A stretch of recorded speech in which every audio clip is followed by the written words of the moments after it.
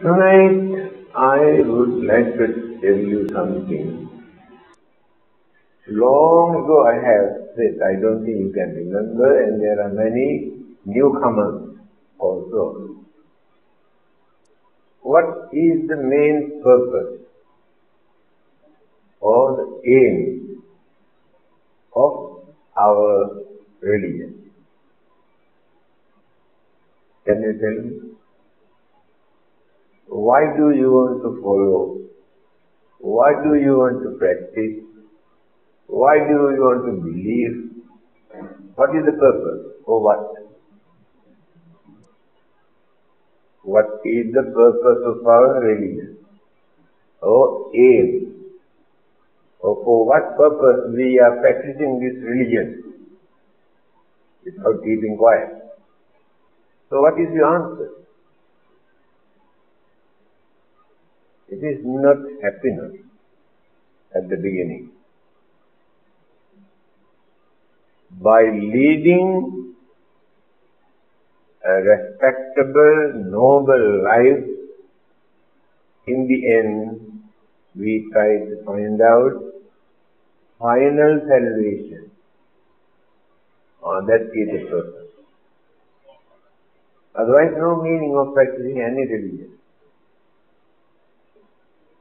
Others can say very easily, if you follow this religion, very easily you can go to heaven and remain or enjoy forever, everlasting life. People like it very much. After our death, we can go to heaven, remain forever. All the other religions, Christianity, Islam, even Hinduism, they believe that is the end or the purpose, the aim of religion. People like it. Why do people like it? Can you tell me? Many people don't like Buddhism, but people like other religions. What is the reason? Craving. Because that consoles your craving, that you can remain forever in heaven, or you like it or not. Whether it is true or not, you like it. But when you analyze, it is difficult to find out any place in this universe for anybody to remain forever without changing, without decay. No existence. They never think in this way. Even great thinkers who did not depend on religion, by using their independent intelligence, like Albert Einstein, his theory of relativity, relative terms, he has come very close to the Buddha. He says, there is nothing here in this world that can exist without depending on something. Theory of relativity. The Buddha. Imasming sati idang hoti. When this comes into existence, because of this, that comes into existence. Later, because of that, something else comes into existence. That is how it continues. one after the other, one after the other. But independently, no one can point out the beginning without depending on something to exist.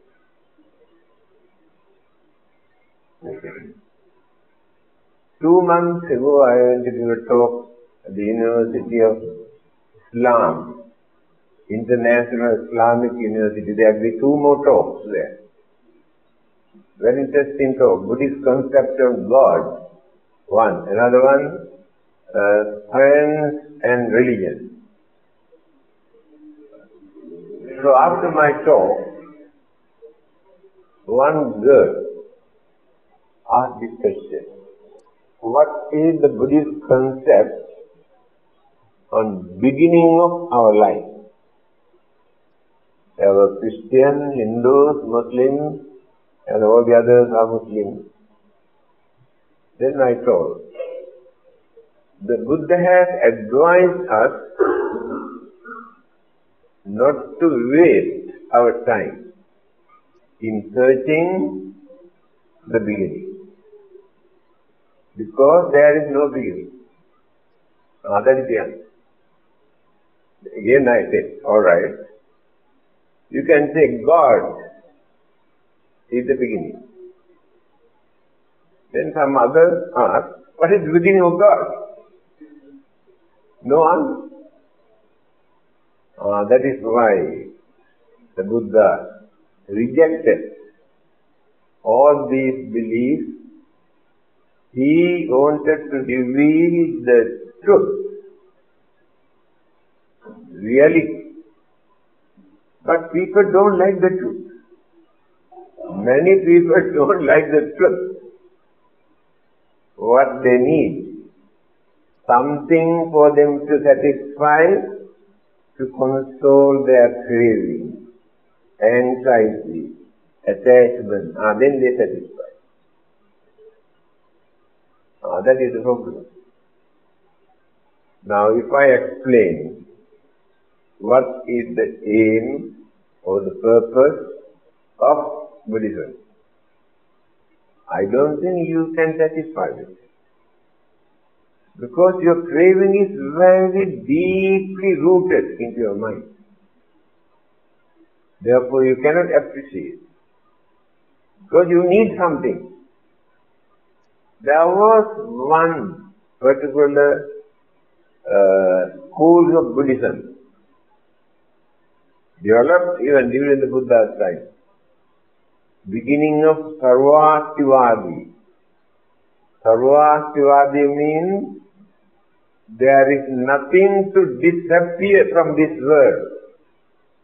Always there is something to remain. That is called Sarvastivadi. One school of Buddhism. When one of the disciples came and informed the Buddha that he believed that after attaining nirvana, our consciousness remained there. Because all the other religions, they say, after attaining what they call their salvation, the soul remained there. By following this, he tried to console others, don't worry. When we attain nirvana, our consciousness remains there forever. And the Buddha said, Moga Buddha. Do you know the meaning of this word? Sometimes the Buddha used this word, Moga Buddha. Stupid man. He used the word. Because it is entirely wrong.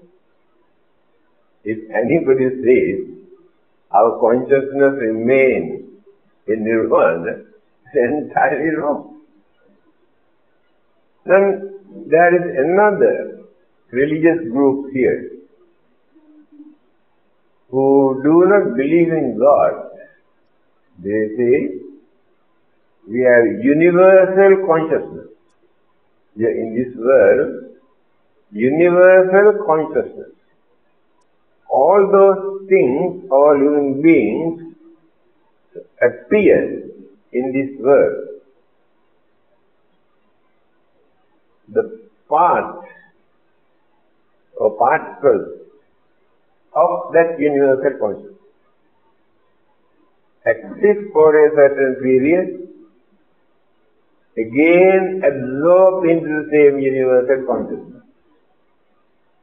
There are many who believe that. There is no God. Universal consciousness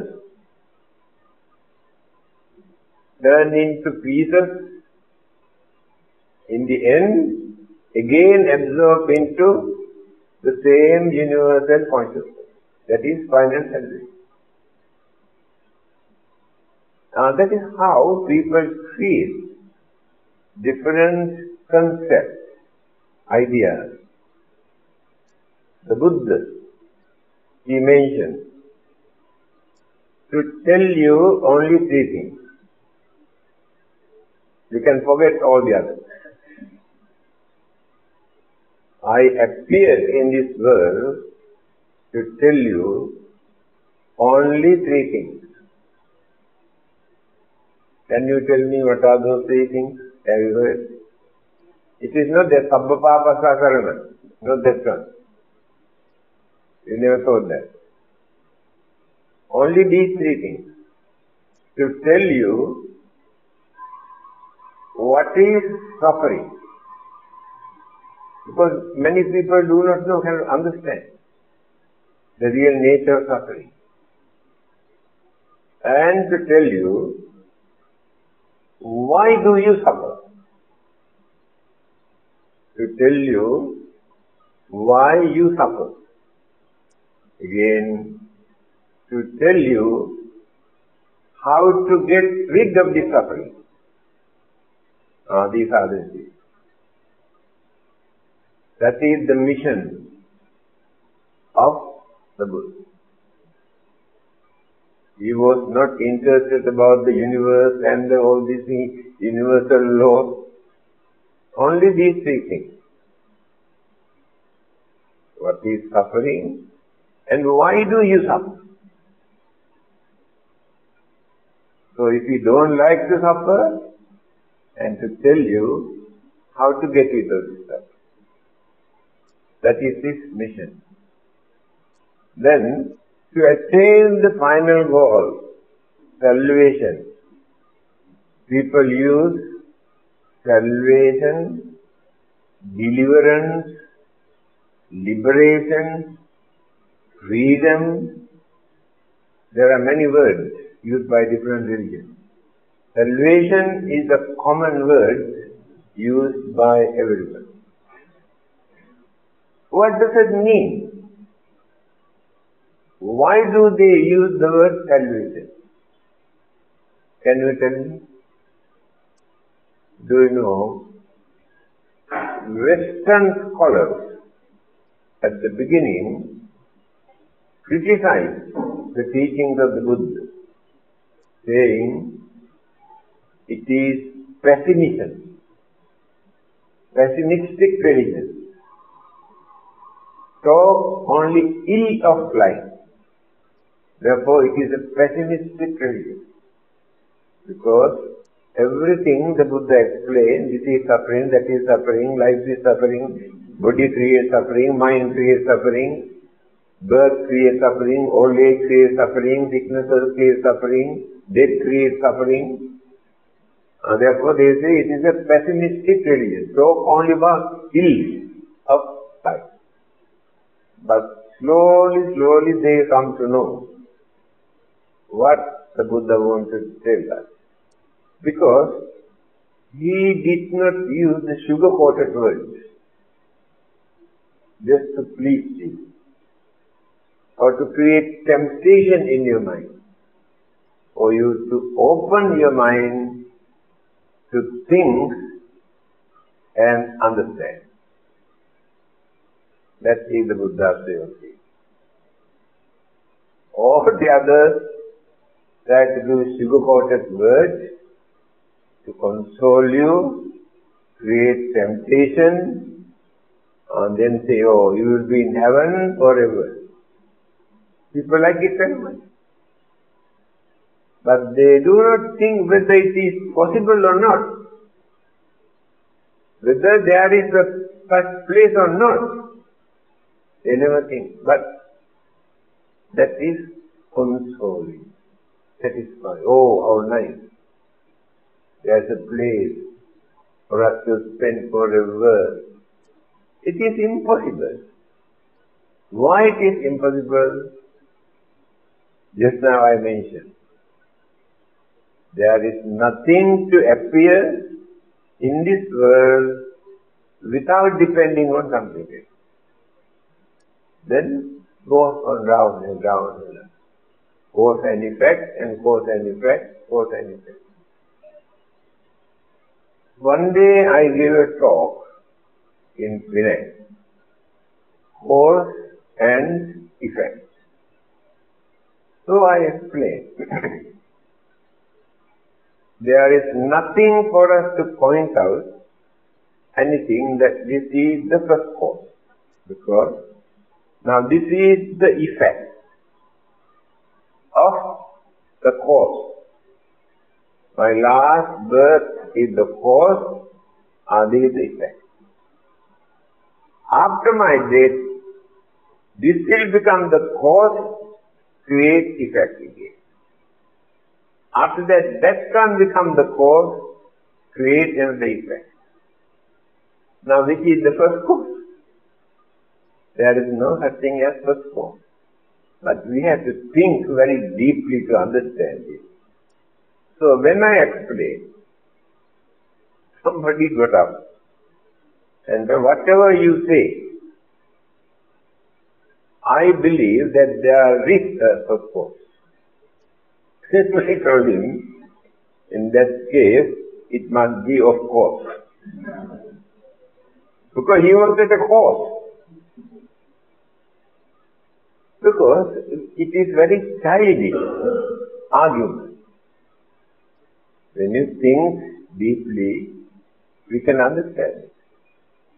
Now, the purpose of our religion is to see the end of our physical and mental suffering. Life is nothing but suffering. Every minute, either physically or mentally, there is some sort of suffering. Do you know how many times a day, mentally, you suffer? Fear, worry, suspicion, insecurity, anger, jealousy, enmity. All these things create a lot of suffering mentally. No one is free from all this. Physically,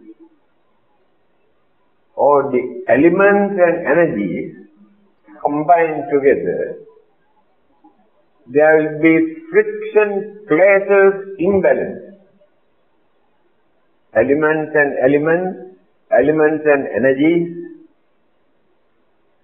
So we experience endless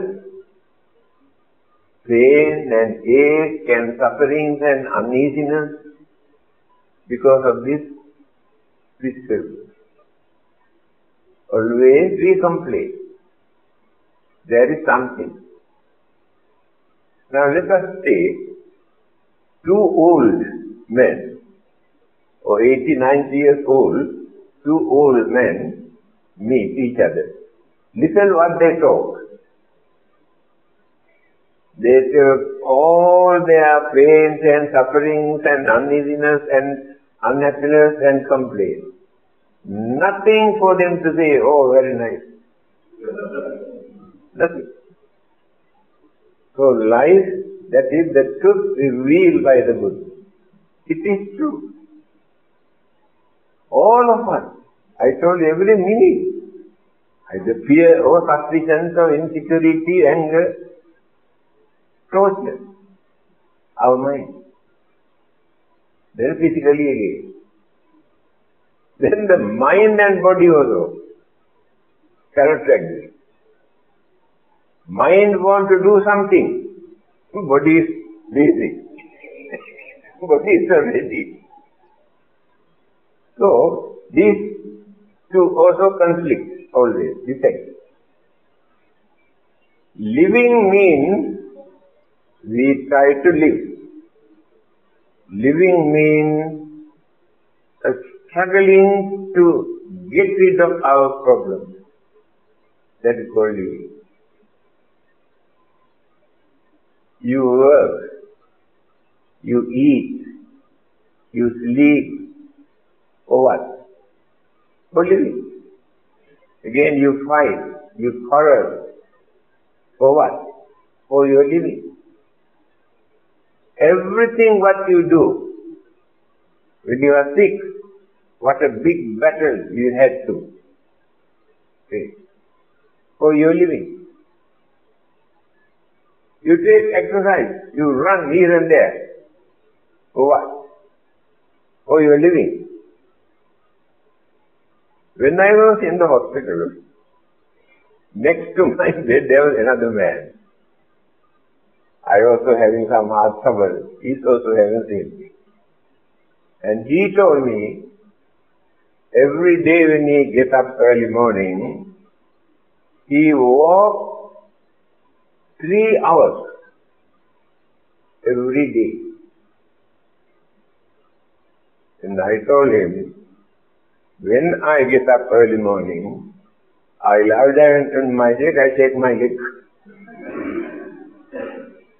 But both of us are having same heart trouble. Then what is the use of your running for 3 hours? So, whether we walk or not, we have to face all these natural troubles and problems and sufferings and sicknesses. So, the Buddha wanted to tell us, we have our ignorance supported by craving, craving is supported by ignorance, ignorance is nurtured by craving. These two things, we suffer because of this.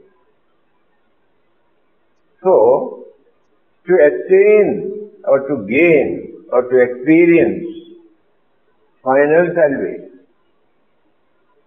not to suffer anymore, physically or mentally. So what is the method introduced by religious people, different religions? All the other existing religions in this world, before or after the Buddha, all these existing religions, what did they preach? You must pray to God. You must do something to please God. You must follow the religious laws given by the God. Then you will be in heaven. Final salvation is there. That's all. You have nothing to think, nothing to ask. You have to follow what those religious authorities tell you. How many thousands of years people follow this method? By observing as a young prince, Prince Siddhartha or the Buddha, after studying their teachings, their philosophy, their practices, he came to know actually they have not yet found out the truth in life. To see the end of suffering, but still they have not found. creates only imagination. That is why the Buddha wanted to introduce a rational religious way of life for people to practice without becoming slaves to God or religion or anyone. All the others are slaves to God. That is why whole day and night praying, worshipping. They are slaves to God. The Buddha wanted to release us from that slavery. He said, you can lead a religious way of life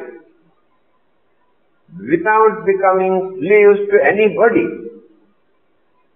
without torturing, suffering, in the name of your religion, because of your religion. You can lead a normal life.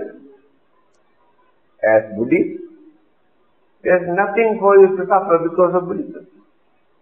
You can lead a normal life. But the method that he taught is called noble path.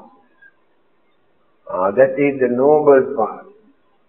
Without becoming slaves, without torturing our life, without becoming slaves of praying and worshipping, and without performing rites and rituals and ceremonies, without offering animals, slaughtering them in the name of God, he has introduced a gentle religion. In the West, people introduce Buddhism as a gentle religion. Can you tell me why they say this is a gentle religion? Use your common sense and tell me why non-Buddhists say Buddhism is a gentle religion. Your common sense is very poor. You never think. No rule, we have a lot of wide research. It is not that. We practice our religion without disturbing, accusing, blaming, condemning other existing religions. There is no another religion. They say they are right, we are wrong. They go to heaven, we go to hell. That is why they say this is a gentle religion. We never say they are sinners. We never say they go to hell. We never say they are unfortunate. Among the followers of other religions also they are a very gentle human being. In my booklet, out of print, I think we have to reprint it again. Buddhist attitude towards other religions. How we treat other religions. I have written there. Instead of converting others into Buddhism, we can encourage them to practice their own religion. Can others do that? Can Christians or Muslims or others can do that? Cannot, because we are sinners. We go to hell. They cannot encourage us to practice our religion. If they are not doing any cruel or wicked or immoral things, you can say, you can go ahead practicing your own religion. International Islamic University, after listening to our Buddhist talk, they started to visit the temple. About 40, 50, 60 at a time. And spend 2-3 hours like this to discuss about Buddhism. You know how much they were convinced.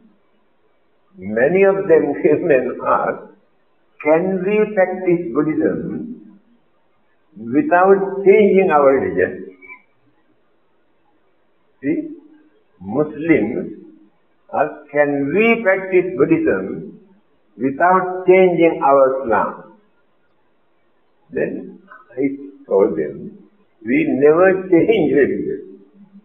We never give another religious label. What we need is for people to lead harmless, respectable, useful, rational, meaningful life. Religious labels are not important. They are fully satisfied. Then I told them, as Buddhists we are not very particular about labels. Christian or Hindus or Muslims, makes no difference to us. The Buddha was not a Buddhist. Do you know it? Do you believe that? The Buddha was not a Buddhist. Jesus was not a Christian.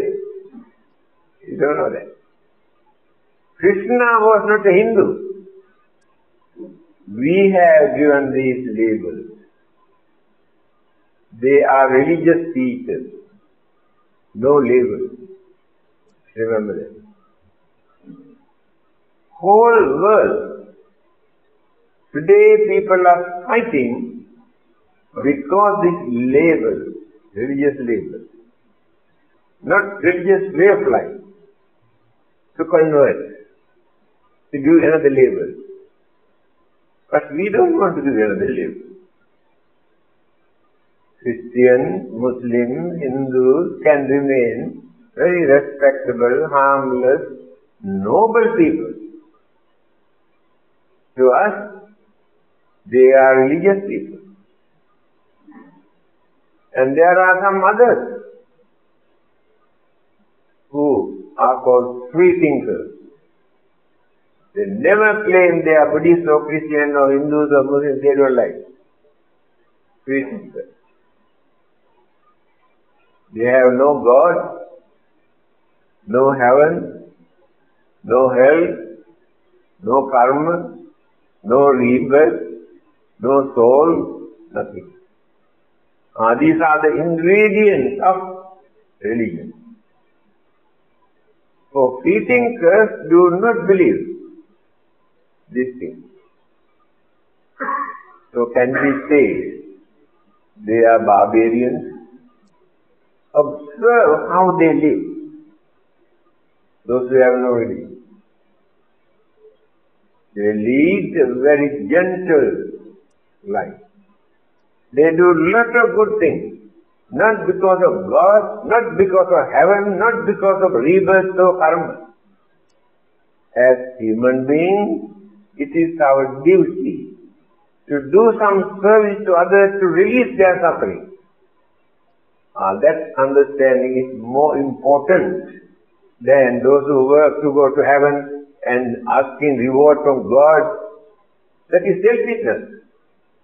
But these people are doing some service without any selfish idea, without expecting anything in return.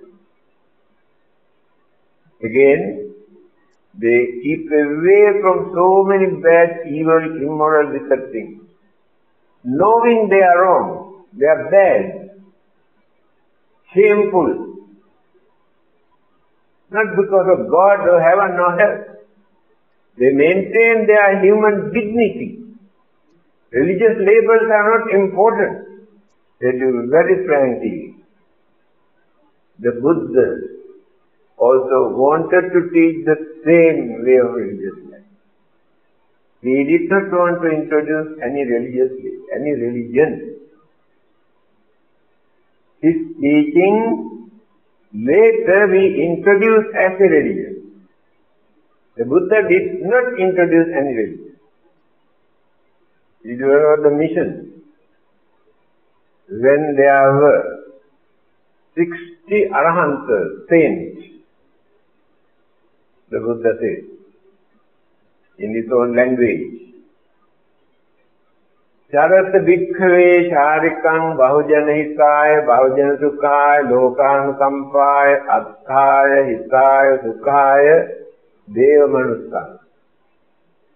Deset bhikkhave dhammam adi kalyanam madhye kalyanam pariyosana kalyanam sahassam sabhyanjanam kevala paripunnam brahmacharyan pakaseta.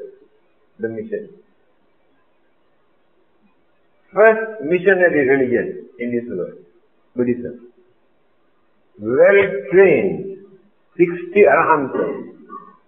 Mission. He mentioned what are the things that they have to do as religious people.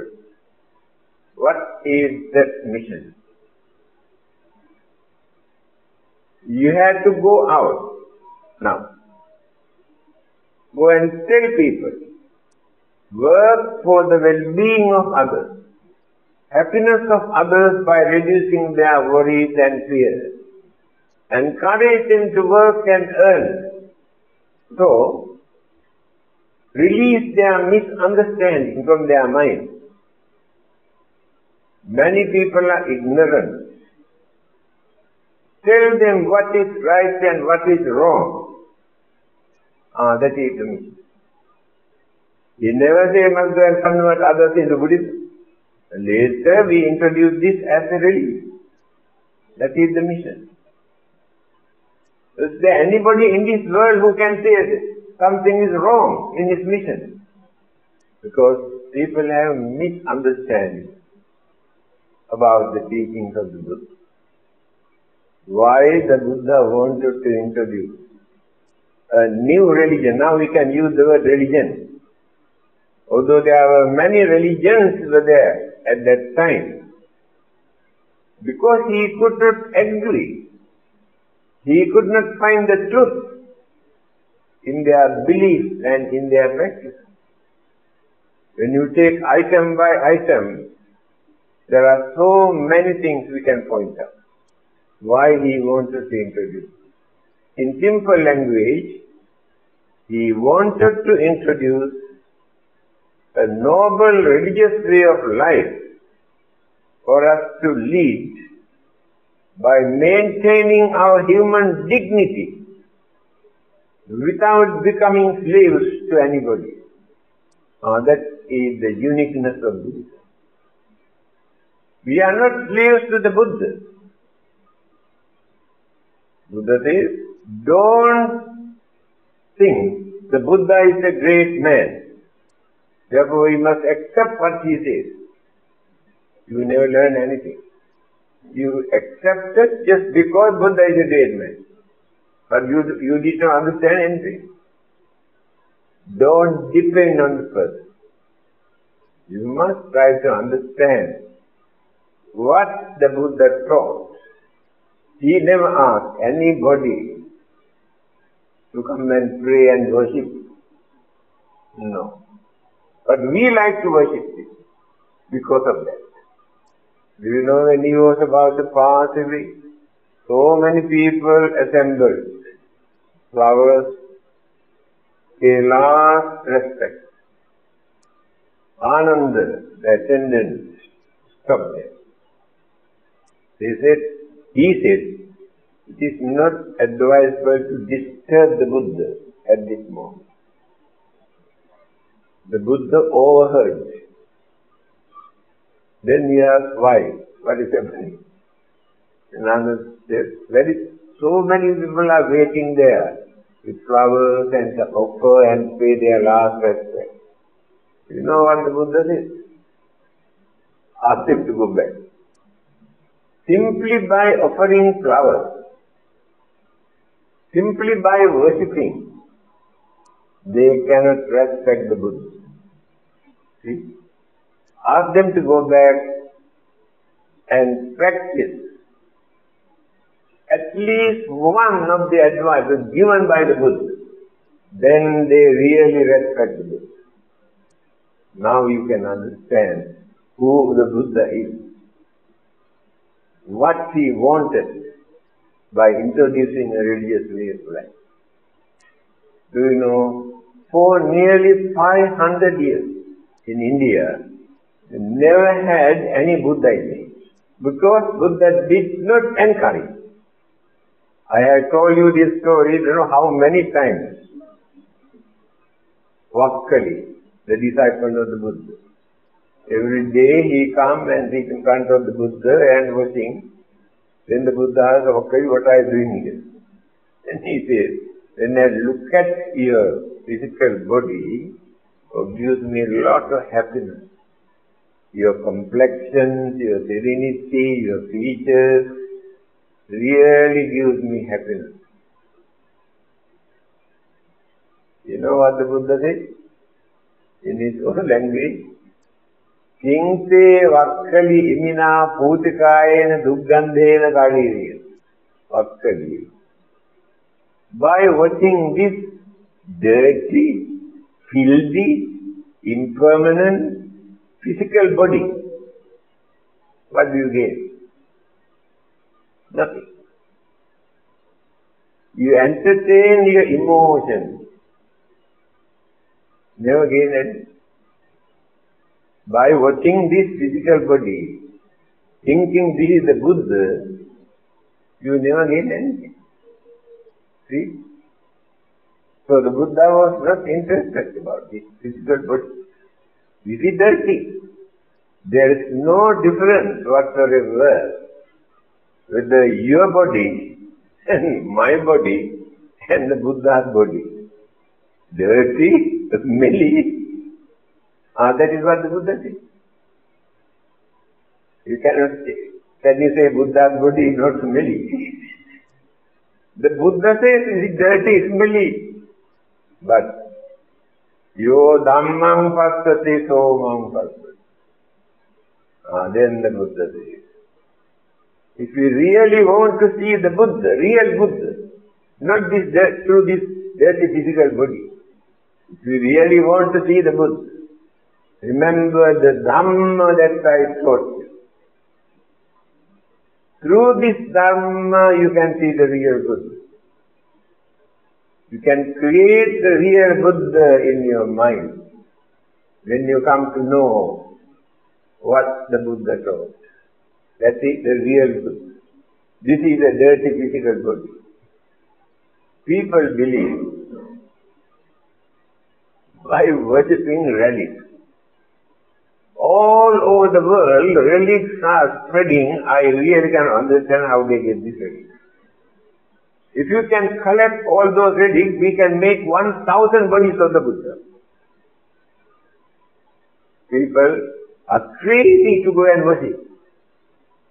How they make? They take piece of what you call fish, bones cut into pieces and color them and introduce. Keep in a bottle. Multiply. They say, I kept only 10, now 20. Multiply. When the Buddha was alive, he wouldn't multiply. After death, after burning, that piece of bone multiplied. People believe, they create these stories, bluff. Religion is a wonderful thing to bluff people. Blindfold people, any religion, blindfold people.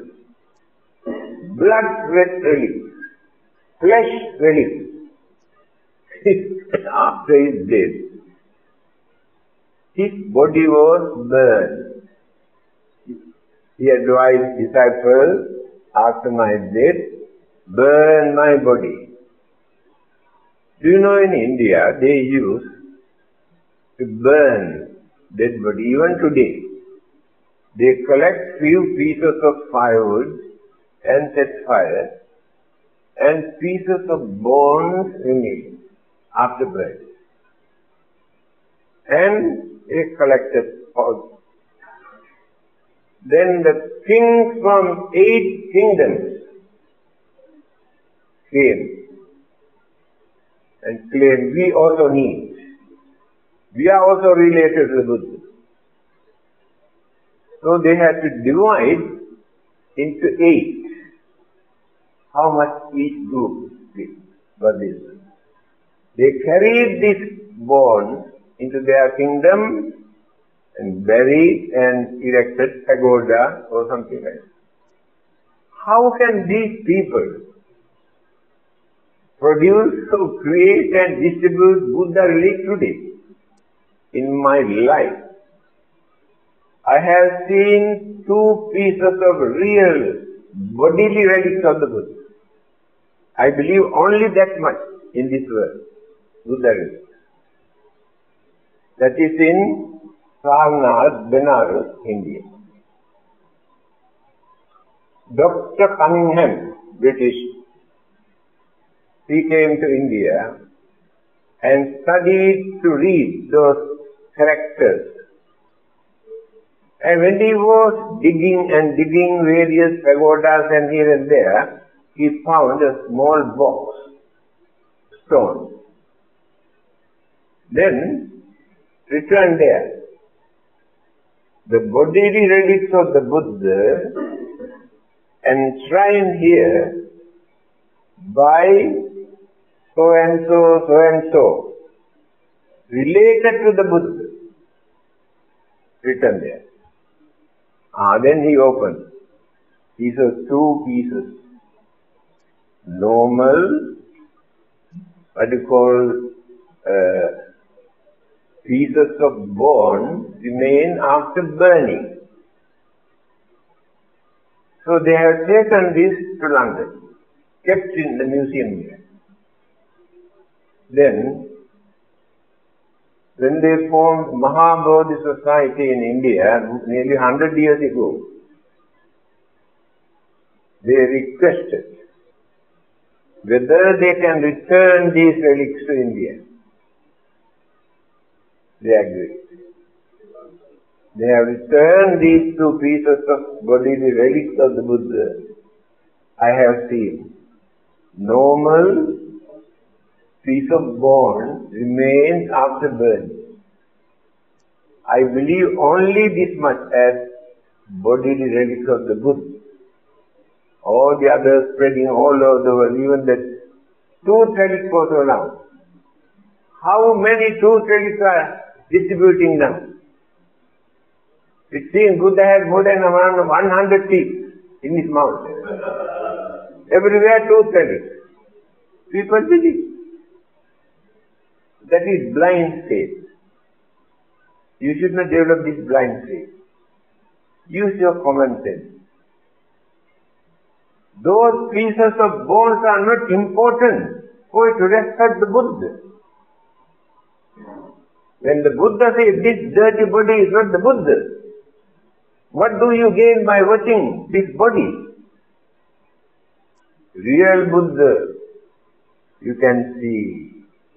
If you develop your devotion, understanding, confidence, the real Buddha appears in your mind. By realizing this situation, when Mahayana Buddhism was started in India, nearly 700 years after the Buddha, 2nd century, during Emperor Kanishka in India, they have introduced 3 bodies of the Buddha. Earlier people never heard this. Dharmakaya, Sambhogakaya, Nirmanakaya. Kaya means body. The Buddha had 3 kinds of bodies. Although he had 3 kinds of bodies, he was not a busybody. Then they explain. Nirmanakaya, the normal physical body, that's eating, sleeping, walking, that is one body of the Buddha. Sambhogakaya, the body that he used to preach, to guide, to advise, and for all the good deeds. He did by using this Sambhogakaya body. after his passing away, when he attained Mahaparinirvana, those two bodies also disappeared. But Dharmakaya, Dharma body of the Buddha, not disappeared. Therefore, no one can say the Buddha died. Buddha did not die. Only that dirty physical body decayed and turned into pieces and bones. But the doctrinal body of the Buddha never died. Because it is not a physical body, no elements there. If elements are there, cannot remain forever. In the teachings of the Buddha also, we can find whether the Buddhas appear or not, Dharma exists forever in this world. That Dharma body of the Buddha. Therefore, no one can say Buddha died. When Christians come and tell you, Buddha was not a god, he is a man, he is dead. You are worshipping to a dead man, what do you gain? But you do not know what to say. Buddha did not die. It is not the physical body. Doctrinal body, Dharmakaya. Why did they want to introduce this? When they explain, the Buddha has attained Nirvana. Then ordinary people cannot understand. Why should we follow him? Why should we worship him? What do we gain? Where is the Buddha? They could not convince them. When they introduced this, Dharma body of the Buddha exists. Dharma body of the Buddha never died. Then people satisfied. If they have not introduced this, today you cannot find Buddhism in China, Japan, Korea, Mongolia, Tibet. They never accept Buddhism. They have strong beliefs and concepts, but the Dharmakaya, Dharma body of the Buddha. There is no harm to gain their confidence. We should not say, it is not the teachings of the Buddha. No, we are wrong. I know there are some who criticize this. No, they are wrong. If they have not introduced this, Buddhism never spread in this part of the world. We use the word Nirvana by using worldly vocabulary, words we cannot explain what Nibbana is. That is the Buddha's problem. Because our minds are deluded, clouded, misled with worldly material things. Nibbana is free from all these things. Now, Venerable is teaching Abhidhamma. There are 4 items in Abhidhamma. For people to understand the nature of the mind, there is no another religion for people to learn the nature of the mind, only Buddhism. Then, nature of the thought created by the mind. Thought. Then, the nature of the elements that exist in this universe. Then, the nature of Nirvana, Abhidhamma. So you had to learn, you had to think to understand what this Nibbana is. Otherwise we create our own imagination according to our limited knowledge, worldly knowledge. But others, very easy.